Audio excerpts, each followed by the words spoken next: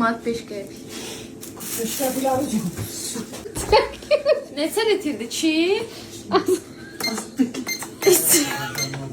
6 manat 40.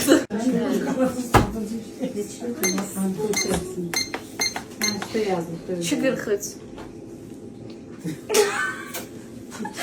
Neyse sen bir tamam. Bu artıqdır.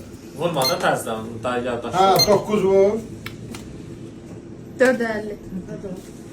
Bunun üstüne prosta artık kaldı. Bir de hesapla da hesapla. Hürmete değil. Gəl hesablayım. 4.50 budur mu? 3.20 odur. Nə o neçədir?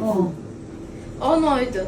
4.50 budur. O 14 manat 50 qəpik o 17 manat 16 manat 70 qəpik. Neçə? Deyəsən 16 manat 70. Uşaqlar qatıqlarımızın balacası 1.50. Ot da var. Böyüyü 5.50.